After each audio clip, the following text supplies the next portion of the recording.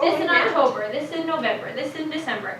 We didn't even do a unit. Oh, but this We is the best wound up part. not even doing one full unit is what I mean. So Kelly Boswell comes and we got, eat beavers. And she comes, she goes, oh, you probably won't even get to 3 hours. And she was right.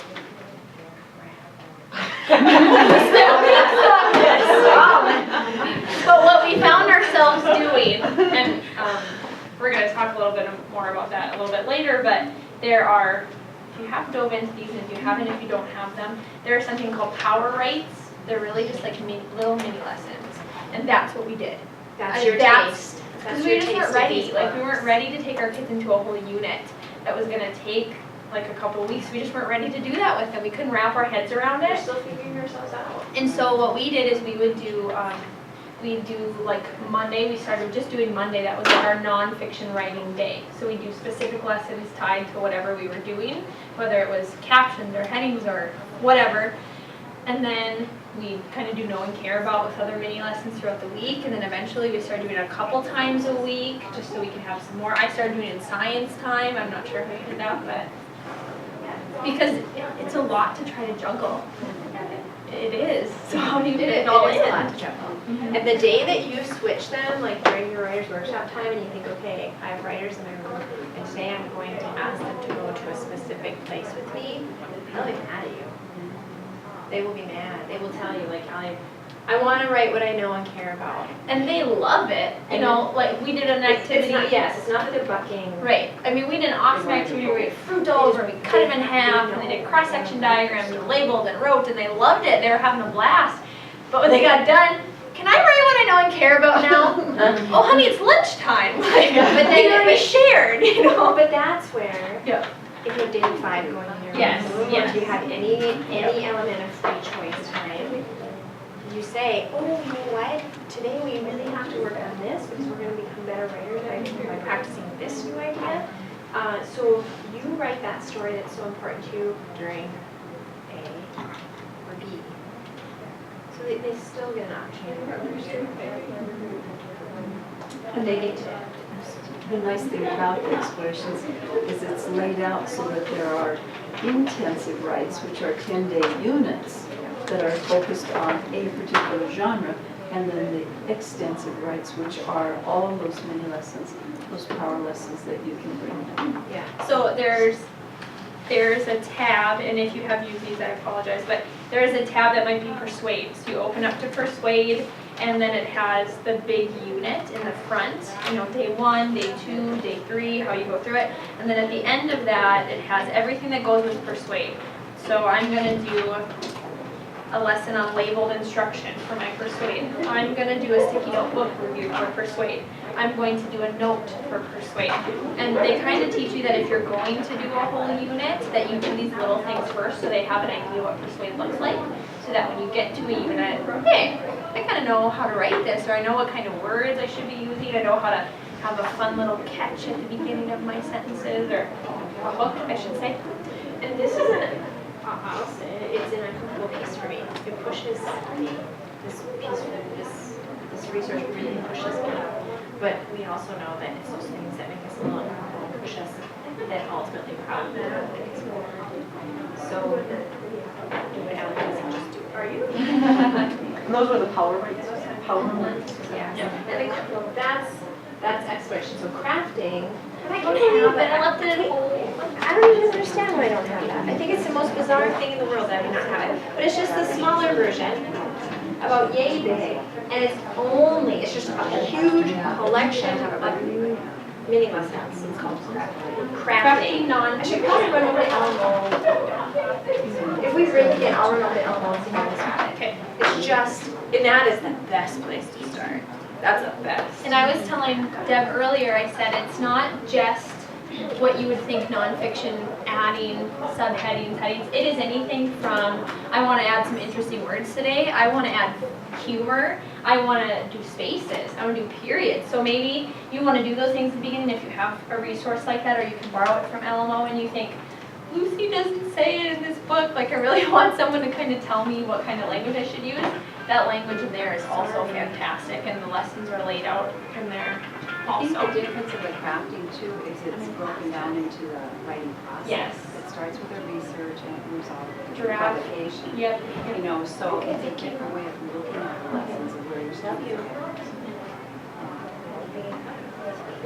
But it is so scripted, it's a lap book too. You can take it in and use it right on your lap or make that photocopy of that 2-page spread and you're ready to go. Teresa Schucard at Miller, she's a kindergarten teacher, and I'm sure she doesn't do this like she says that she does, but she says that she'll have a book like this or crafting in her lap, or Lucy, she'll have it in her lap, and she'll be like, boys and girls, just give me one moment, turn and talk about that, and so she'll read it. Because she said the language is so rich, and she wants to say it exactly how they said it, because it's so beautiful. I've seen her do that actually. Have you? I think she does it on purpose in a way too, because she's teaching her kids that she's a learner herself. Yes, yes. Who's Kelly? Teresa, and Teresa said she sits with it on her lap, and she's like, boys and girls, talk about that for one moment, and then as she reads. I love it. Because she loves the language, I said she wants to use that. And after you've done a lesson several times, the language just comes It'll back. be yours. Yeah, it's like riding a bicycle. You start that first pedal and you go, oh yeah, I'm going to. So, But you gotta get on the bike. yeah. Yeah. And I have to say, just jumping right in, if you jump right in and you feel like it's not going well, it's okay to go back in and start. And that's what I had to do last year. I just know it wasn't going the way I wanted to, and it was frustrating. So I went and I talked to Deb about it. I just went back from the very beginning and just restarted. You felt so much better. Yeah, I felt better. And my kids didn't. I mean, they cared, but they just went with it. Yes. Do you think too with the standards, you know, that we all knew we had to do 3 genres, we had to, that all of a sudden, if we were lucky to get explorations or the crafting, then we jumped in on that. But they make that assumption that writer's workshop is the place. Exactly. And I think that's the biggest piece of the, whoops, let's go back to foundation. Yeah. We have to have writers if we're going to ask them to go into these scary places. Because otherwise we're back to the day when your teacher looked at you and said, write a 5-page report on the caterpillar. And you're like, oh my God, I didn't even know how to write a report. You know what I mean? So I'm not a writer. I get red marks all over my paper. You want me to, you fester in that. So establish the writer, then And you can take them places. I think it was the second time I ever saw Kelly Boswell, and she was talking about nonfiction writing and how she incorporates that in. And when we first saw her, I mean, I was just trying to wrap my head around Writer's Workshop, and so I did just know and care about with lessons all the way through the year. And then I saw her the second year, and then she was talking about, you know, at this point in time in the year, now we're really doing some nonfiction things, and I thought, oh man, I missed the boat on that. Like I should have done that. You know, my kids were established. I should have given them something a little deeper that they're going to use when they're an adult and they have to write a report. In that narrative state every day. And It's all right. Yes, We did something yes. and we had good writers. yes, absolutely. No, it's not. Yes. It's all right. And like I said, we were trying to wrap our head around it, so I don't even think, I mean, I'm sure we could have, but I don't know if I could have just jumped into something else. I don't know if I could have done it right away, but So you're making your students comfortable with it. So Yes. you're making yourself as a teacher comfortable with it. You have to have your procedures set and so much more before. Yes. So no hurry. yeah. No hurry. As long as you have it done by May. Yeah. Or if you teach Cap Ed, you can go a little further. But yeah, I think we need to allow ourselves to grow our students. And I message that I hope they hear, like just like on 1-2, is we don't have writers yet. Right. Very good chance you don't have writers yet. You are starting where we are. You have to somehow make them believe that they can and are capable before you can ask them to do the test and give you a paragraph on such and such. And it may be worse because now you have some who are coming in as pockets of writers who have that expression, Yeah. some who have not. And so now you have an even wider split. But the nicer thing about the older grades, even if they have not had this exposure, some of the mechanical pieces are more in place now. So they have the pencil skills, and they have the instant recall of the letters, and where it's very different than in kindergarten.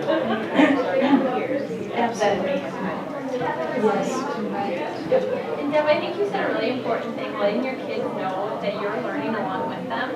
Probably, I mean, I really truly believe that probably the best group of kids, or the group that got along the best that I will ever have in my entire year of teaching, was my first year of teaching.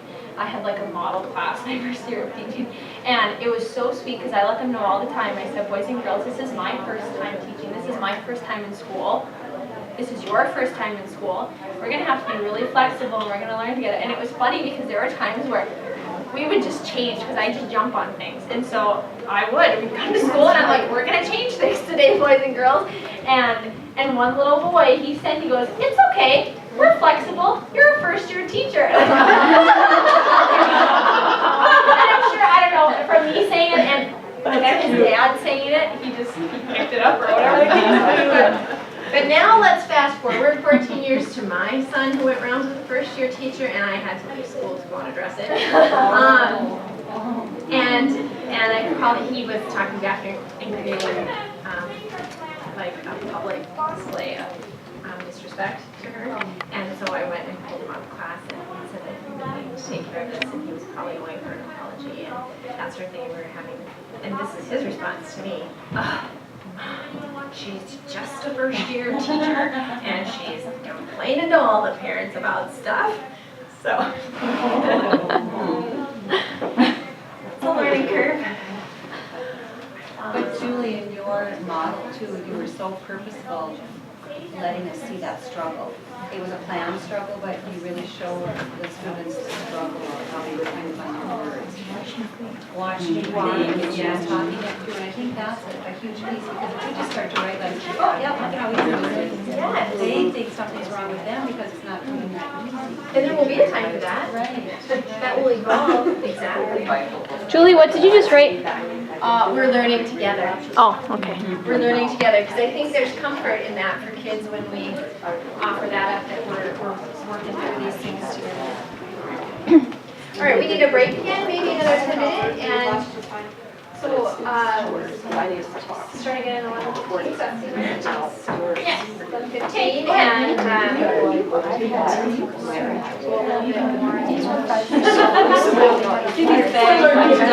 Martel or Tammy, either of you push the button. I should have done it.